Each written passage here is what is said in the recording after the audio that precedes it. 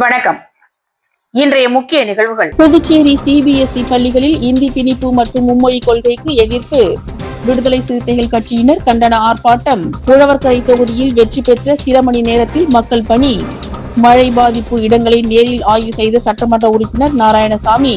உப்பனார் வாய்க்கால் சாலை பணிகளை விரைவுபடுத்தவில்லை என்றால் போராட்டம் நடத்தப்படும். பொதுப்பணித்துறை தலைமை பொறியாளருக்கு நேரு எம்எல்ஏ எச்சரிக்கை. புதுச்சேரியில் இந்தி திணிப்பு மற்றும் மும்மொழி கொள்கைக்கு எதிராக விடுதலை சிறுத்தைகள் கட்சி சார்பில் நடைபெற்ற கண்டன ஆர்ப்பாட்டத்தில் விசிக எம்பி ரவிக்குமார் மற்றும் 300க்கும் மேற்பட்டோர் கலந்து கொண்டு மத்திய அரசை கண்டித்து கண்டன கோஷங்களை எழுப்பினர். புதுச்சேரியில் இந்தி திணிப்பு மற்றும் மும்மொழி கொள்கைக்கு எதிராக விடுதலை சிறுத்தைகள் கட்சி சார்பில் மாபெரும் கண்டன ஆர்ப்பாட்டம் அண்ணா சாலை அருகே நடைபெற்றது. இந்த ஆர்ப்பாட்டத்திற்கு விசிக முதன்மை செயலாளர் அரிமா தமிழன் தலைமை தாங்கினார். இதில் சிறப்பு விருந்தினராக நாடாளுமன்ற உறுப்பினரும் விசிக பொதுச் செயலாளருமான ரவிக்குமார் கலந்து கொண்டு கண்டன கோஷங்களை எழுப்பினார்.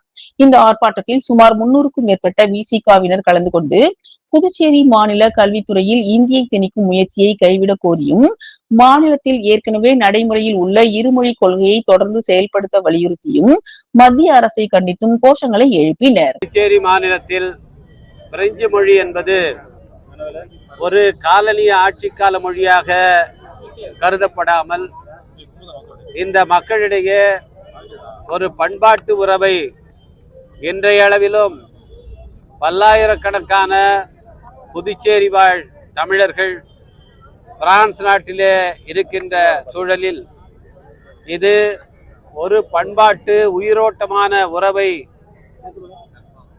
தொடர்ந்து கொண்டிருக்கிற ஒரு கருவியாக பிரெஞ்சு மொழி என்பது இங்கே இருக்கிறது. குழந்தைகள் இந்திய அரசின் மும்மொழி திட்டத்தின் கீழ் பள்ளிகளிலே 3வது மொழியாக பிரெஞ்சு மொழியை தேர்ந்தெடுத்து பல்லாயிரக்கணக்கான மாணவர்கள் 5ஆம் வகுப்பு வரை பிரெஞ்சு மொழியை படித்திருக்கிறார்கள். இன்றைக்கு திடீரென்று அவர்களுடைய மொழி உரிமையை பறிக்கும் விதமாக பிரெஞ்சு மொழியை அந்த அட்டவணையிலிருந்து அகற்றிவிட்டு இந்தியை கட்டாயம் படிக்க வேண்டும் என்று ஒன்றிய அரசினுடைய அந்த கொள்கையை புதுச்சேரி மாநில அரசு இங்கு இருக்கிற மக்கள் மேல் திணித்திருக்கிறது. இதை வன்மையாக கண்டிக்கின்றோம். விடுதலை சிறுத்தைகள் கட்சியை பொறுத்தவட்டில நாங்கள் மும்மொழி கொள்கையை ஏற்பதில்லை, இருமொழி கொள்கையே சரியானது என்ற நிலைப்பாட்டை கொண்டிருக்கிறோம். உழவர்கரை தொகுதியில் வெற்றி பெற்ற 24 மணி நேரத்தில் மக்கள் பணியில் இறங்கி மழை பாதிப்பு இடங்களை ஆய்வு செய்த சட்டமன்ற உறுப்பினர் நாராயணசாமியின் வீடியோ வைரலாகியுள்ளது. புதுச்சேரி சட்டசபை தேர்தலில் உழவர்கரை தொகுதியில் என்ஆர் காங்கிரஸ் சார்பில் போட்டியிட்டு வெற்றி பெற்ற வேட்பாளர் நாராயணசாமி. வெற்றி பெற்ற சில மணி நேரங்களுக்குள் மக்கள் சேவையில் ஈடுபட்ட சம்பவம் சமூக வலைதளங்களில் வைரலாகி வருகிறது. நேற்று முன்தினம் இரவு திடீரென பெய்த கனமழையால் அவரது தொகுதிக்கு உட்பட்ட பல பகுதிகளில் சாலைகள் சேதம் போன்ற பிரச்சனைகள் ஏற்பட்டன. இதனைத் தொடர்ந்து வெற்றி பெற்ற 24 மணி நேரத்திற்குள் நாராயணசாமி நேரில் சென்று பாதிக்கப்பட்ட பகுதிகளை ஆய்வு செய்தார்.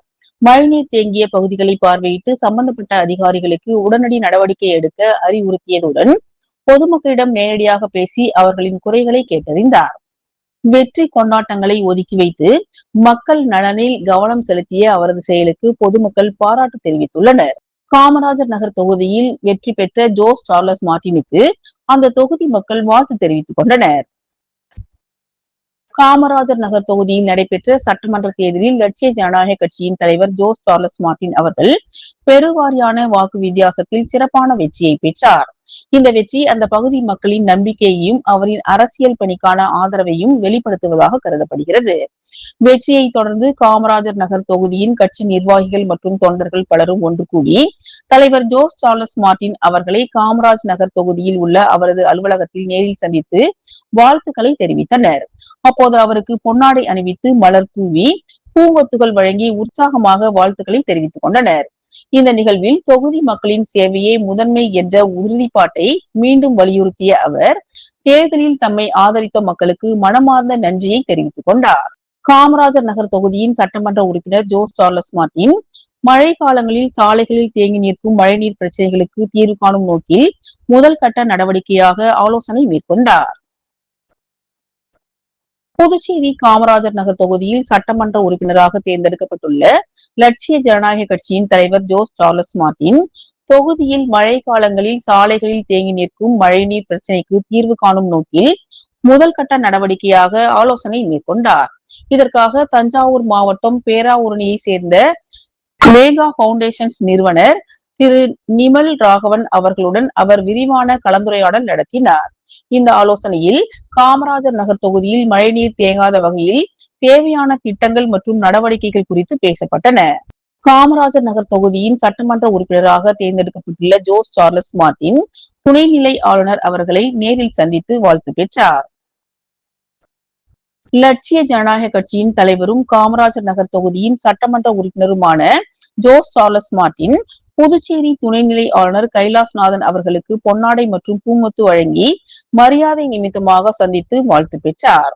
தொடர்ந்து புதுச்சேரி வளர்ச்சி திட்டங்கள் குறித்த புத்தகங்களை வழங்கினார். புத்தகத்தை வழங்கினார். புதுச்சேரி அரியாங்குப்பம் சிவகாமி நகர் கோட்டைமேடு பகுதியில் அமைந்துள்ள ஸ்ரீ வடவாக்கனி மாரியம்மன் ஆலயத்தில் சித்ரா பௌர்ணமி அன்று வெகு விமர்சையாக விளக்கு பூஜை நடைபெற்றது. இதில் 200க்கும் மேற்பட்ட பெண்கள் கலந்து கொண்டு அம்மனின் அருளை பெற்று விழாவினை சிறப்பித்தனர். புதுச்சேரி அரியாங்குப்பம் சிவகாமி நகர் கோட்டைமேட்டு பகுதியில் அமைந்துள்ள ஸ்ரீ வடவாக்கினி மாரியம்மன் ஆலயத்தில் சித்ரா பௌர்ணமி அன்று மாலை 4 மணி அளவில் யாகங்கள் செய்து பௌர்ணமி பூஜை நடைபெற்றது. அதனைத் தொடர்ந்து சித்ரா பௌர்ணமி சிறப்பு நிகழ்ச்சியாக அம்மன் கோவிலில் விளக்கு பூஜை நடைபெற்றது. இதில் 200க்கும் மேற்பட்ட பெண்கள் கலந்து கொண்டனர். மேலும் இந்த விழாவில் பயிர்களை வைத்து அக்னி யாகம் செய்து விளக்கு பூஜை மந்திரங்கள் முழங்க வெகு விமர்சையாக நடைபெற்றது. இதில் கலந்து கொண்ட பெண்களுக்கு திருவிளக்கு பூஜை நன்மைகளை பற்றி குருக்கள் எடுத்துரைத்தார். மேலும் பூஜைகளை எப்படி செய்ய வேண்டும் என்றும் மந்திரங்களை எப்படி சொல்ல வேண்டும் என்றும் கலந்து கொண்ட பெண்களிடம் தெரிவித்தார். அதன்படி பெண்களும் விளக்கு பூஜையை சிறப்புடன் செய்தனர். கலந்து கொண்ட பெண்களுக்கு தாலி கயிறு, மஞ்சள், குங்குமம், வளையல் உள்ளிட்ட மங்களகரமான பொருட்கள் கோவில் நிர்வாகம் மூலம் அனைவருக்கும் வழங்கப்பட்டது. இந்த நிகழ்ச்சியில் சிறப்பு அழைப்பாளராக அரியாங்குப்பம் சட்டமன்ற உறுப்பினர் தட்சிணாமூர்த்தி என்கிற பாஸ்கர் கலந்து கொண்டு சுவாமி தரிசனம் செய்தார். மேலும் இந்த பூஜையில் அம்மனுக்கு அறுசுவை உணவு நைவேத்தியம் படையில் இடப்பட்டது மற்றும் கலந்து கொண்ட பக்த கோடிகள் அனைவருக்கும் அறுசுவை உணவு வழங்கப்பட்டது. இதற்கான ஏற்பாடுகளை ஊர் கிராமவாசிகள், இளைஞர்கள், பொதுமக்கள் மற்றும் கோவில் நிர்வாகிகள் சிறப்பாக செய்திருந்தனர். மேலும் கோவில் சார்பில் இனிவரும் ஆண்டுகளில் சித்ரா பௌர்ணமி அன்று நடைபெறும் விளக்கு பூஜை மேலும் விமர்சையாக செய்யப்பட வேண்டும், பெண்களுக்கு பலவிதமான ஏற்பாடுகளை கோவில் சார்பில் செய்து தரப்பட வேண்டும் என்றும் தெரிவித்தனர். மஞ்சள் நீர், நிச்சயதார்த்தம், சீமந்தம், பிறந்தநாள் விழா, காதணி விழா போன்ற உங்கள் வீட்டு சுப நிகழ்ச்சிகளை நெருங்கிய உறவினர்களுடன் குறைந்த வாடகையில் சிறப்பாக நடத்தி கொள்ள வாடகை வெறும் 59,000 ரூபாய் மட்டுமே. இடம் வேல் சொக்கநாதன் திருமண நிலையம், வள்ளலார் சாலை, காமராஜ் நகர், புதுச்சேரி. தொடர்புக்கு 9994066629 மற்றும் 9843048585. முப்பனாறு வாய்க்கால் சாலை பணிகளை விரைவுபடுத்தவில்லை என்றால் போராட்டம் நடத்தப்படும் என நேரு எம்எல்ஏ பொதுப்பணித்துறை தலைமை பொறியாளருக்கு எச்சரிக்கை விடுத்துள்ளார். உருளையன்பேட்டை தொகுதிக்குட்பட்ட காமராஜர் சாலை, மறைமலை அடிகள் சாலை பகுதிகளில் நடைபெற்று வரும் முப்பனாறு வாய்க்கால் மேல் சாலை அமைக்கும் பணி மற்றும் மேம்பால பணிகள் மிகவும் மந்தமாக நடைபெற்று வருகின்றது. இதனால் ஏற்படும் கடும் போக்குவரத்து நெரிசலால் பொதுமக்கள் பெரும் அவதிக்கு உள்ளாகி வருகின்றனர். நேயம் மக்கள் கழக தலைவரும் உருளையன்பேட்டை தொகுதி சட்டமன்ற உறுப்பினருமான நேரு என்கிற குப்புசாமி அவர்கள் இன்று பொதுப்பணித்துறை தலைமை பொறியாளர் வீரசெல்வம் அவர்களை நேரில் சந்தித்தார். அப்போது பணிகளை உடனடியாக விரைந்து முடிக்க நடவடிக்கை எடுக்க வேண்டும், தவறும் பட்சத்தில் பாதிக்கப்பட்ட பொதுமக்களை திரட்டி பெரிய அளவிலான போராட்டம் நடத்தப்படும் என எச்சரிக்கை விடுத்தார். இந்த சந்திப்பின் போது பொதுப்பணித்துறை செயற்பொறியாளர் சீனிவாசன், உதவி பொறியாளர் மற்றும் நேயம் மக்கள் கழக தமிழக வெற்றி கழக நிர்வாகிகள் உடனிருந்தனர். காங்கிரஸ் தலைவர் வைத்தியலிங்கம் உடனடியாக பதவி விலக வேண்டும் என காங்கிரஸ் கட்சி நிர்வாகிகள் தெரிவித்துள்ளனர். புதுச்சேரியில் காங்கிரஸ் கட்சிக்குள் உட்கட்சி பிரச்சினை தீவிரமடைந்துள்ளது. மாநில காங்கிரஸ் நிர்வாகி சிவசண்முகம், ரகுமான், கண்ணன் உள்ளிட்ட பலர் செய்தியாளர்களை சந்தித்து கட்சித் தலைவர் வைத்தியலிங்கம் மீது கடுமையான குற்றச்சாட்டுகளை முன்வைத்தனர். வெற்றி பெற்ற வேட்பாளர்களை திமுகவிற்கு அனுப்பியதாகவும் கட்சிக்கு எதிரான விமர்சனங்களுக்கு பதில் அளிக்கவில்லை என்றும் அவர்கள் குற்றம் சாட்டினர். மேலும் 2026 தேர்தலில் காங்கிரஸ் ஆட்சி அமைக்க தேவையான நடவடிக்கைகள் எடுபடவில்லை என்றும் தெரிவித்தனர். முன்னாள் முதலமைச்சர் நாராயணசாமிக்கு போட்டியிட வாய்ப்பு மறுக்கப்பட்டதாகவும் வேட்பாளர் தேர்வில் தனி தனிப்பட்ட முடிவுகள் எடுக்கப்பட்டதாகவும் அவர்கள் கூறினர். இந்நிலையில் கட்சியின் வளர்ச்சிக்கு தடையாக உள்ளதாக குற்றம் சாட்டி வைத்தியலிங்கம் உடனடியாக ராஜினாமா செய்ய வேண்டும் என நிர்வாகிகள் வலியுறுத்தியுள்ளனர். புதுச்சேரி பிரதேச காங்கிரஸ் கமிட்டி நிர்வாகிகள் அனைவரும் கூடியிருக்கோம். எங்களுடைய நோக்கம் என்னன்னா, இப்ப நடந்து முடிஞ்ச தேர்தல் காங்கிரஸ் கட்சிக்கு மிகப்பெரிய இழப்பை உண்டாக்கிவிட்டது. அந்த இழப்பிற்கு முக்கியமான காரணம், அதுக்கு பொறுப்பேற்று காங்கிரஸ் கட்சியினுடைய தலைவர் வைத்திலிங்கம் அவர்கள் ராஜினாமா செய்ய வேண்டும். ஏனென்று சொன்னால் 2023 கட்சித் தலைவர் பொறுப்பேற்றதிலிருந்து தேர்தல் முடியும் வரை வேட்பாளர்களை அவர் எந்த தொகுதியில் வேட்பாளர்களை சரியாக நிற்க வைப்பதற்கான வேலைகளை செய்யவில்லை. சித்ரா பௌர்ணமியை முன்னிட்டு கல்வே பங்களா ஸ்ரீ துலுக்கானத்தம்மன் உடனுரை கெம்பீஸ்வரர் ஆலயத்தில் நடைபெற்ற சிறப்பு பூஜையில் திரளான பக்தர்கள் கலந்து கொண்டு சுவாமி தரிசனம் செய்தனர்.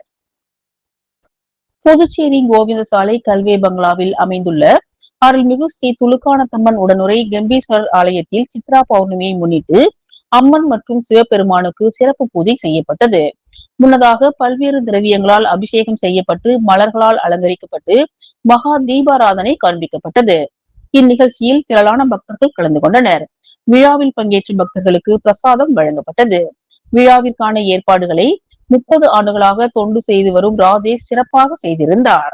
தமிழகத்தில் தாவேக ஆட்சி அமைக்க மதச்சார்பற்ற கட்சிகளிடம் ஆதரவு கோரியுள்ளதாகவும் விடுதலை சிறுத்தைகள் கட்சிக்கும் அதற்குரிய கடிதம் வந்துள்ளதாகவும் இது குறித்து விசிக தலைவர் திருமாவளவன் ஒரு முடிவை எடுப்பார் என விசிக பொதுச் செயலாளரும் பாராளுமன்ற உறுப்பினருமான ரவிக்குமார் தெரிவித்துள்ளார்.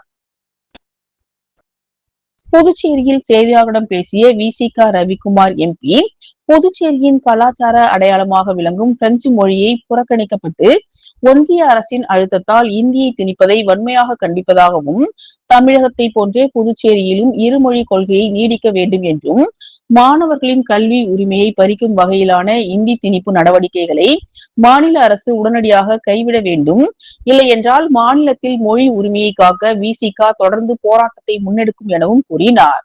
தொடர்ந்து பேசிய அவர், தமிழகத்தில் தமிழக வெற்றி கழக தலைவர் விஜய் அவர்கள் ஆட்சி அமைக்க தனது கட்சி சார்பில் காங்கிரஸ், இடதுசாரிகள் மற்றும் விடுதலை சிறுத்தைகள் கட்சியின் ஆதரவை கோரியுள்ளதாகவும் விடுதலை சிறுத்தைகள் கட்சியை பொறுத்தவரை தலைவர் திருமாவளவன் அவர்களுக்கு ஆதரவு கோரும் கடிதம் வந்துள்ளதாகவும் இது குறித்து அவர் விரைவில் சென்னையில் விரிவான விளக்கத்தை அளிப்பார் என்றும் தெரிவிக்கப்பட்டது.